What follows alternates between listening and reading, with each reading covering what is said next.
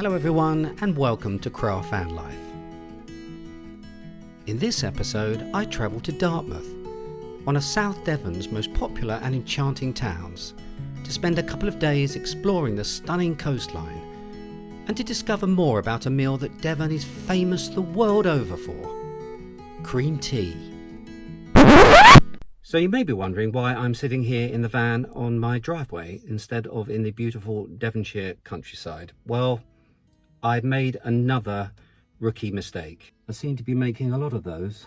One of the reasons for travelling to Dartmouth was to try and find the answers to one of Britain's most hotly contested food battles. And that is how to make a proper cream tea. Does the jam go on the top of the cream, or does the cream go on top of the jam? Are you team Devon or are you team Cornwall? And I delivered what I thought was a very well-researched dialogue about just that, standing on top of a cliff just outside Dartmouth. Unfortunately, what I didn't realise by using my iPhone instead of my camera is that all you actually got to hear is this.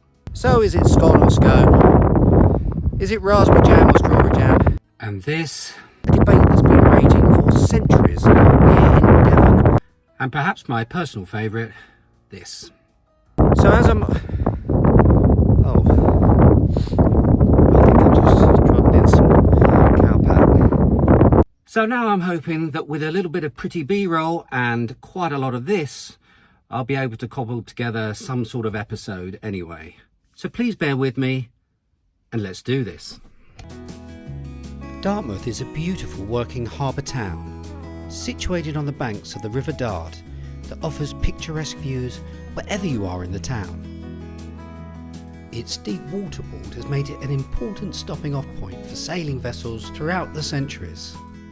Ships sailed from here for the Crusades, and in more recent times the town was a base for American forces during the Second World War and one of the departure points for Utah Beach and the D-Day landings. If, like me, you're a foodie, you're going to love it here and will be spoilt for choice strolling between the town pubs, bistros and fine dining restaurants. Locally caught fish and shellfish are featured heavily on the menu, and Devon crab is considered one of the town's specialities. I stayed here at the Camping and Caravanning Club's official Dartmouth site. It's surrounded by amazing coastal scenery, and it's about a 45-minute walk into nearby Dartmouth. I'd definitely recommend bringing your hiking boots though, because some of these hills are pretty steep.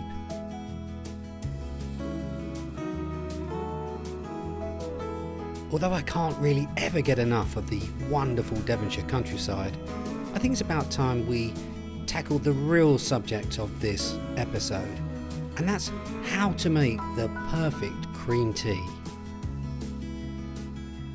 You're going to need 4 things: some scones, or scones depending on how you like to say it, some clotted cream, which is a very thick cream made by indirectly heating full cream cow's milk using steam or a water bath, and then leaving it in a shallow pan to cool slowly. Some jam, either strawberry or raspberry, whichever's your preference, and of course, last but not least, a nice cup of tea. So first you take your scone and you cut it down the middle in half, which, let's be honest, is pretty much the opposite of what I've done here.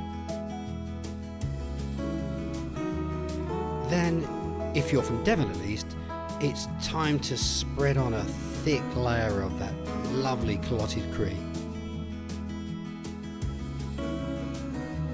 You can see on the scone on the right that I've done it the Devonshire method, so it's clotted cream first, then jam. And on the left, I'm trying to prepare it the Cornwall way, where the jam goes on first and then the clotted cream goes on afterwards. As you can see, I was struggling a bit with the clotted cream on top of the jam, which is why, for me personally, I prefer the Devonshire method. And which is, rather randomly, why I'm giving Cornwall 4 out of a possible 5 cows. which makes the winner Devon with 5 out of 5 cows. Mainly because, if I'm going to be honest, it didn't make my cream tea look like a margarita pizza. Well, I hope you enjoyed the episode anyway, even if it wasn't perfect. But if you did enjoy it, can I please ask you to hit that subscribe button? It makes a huge difference to me and means that I'll be able to set off on even more craft food and drink adventures in the future. Thanks very much for watching, and I'll see you next time. Until I do, remember to stay safe and stay crafty.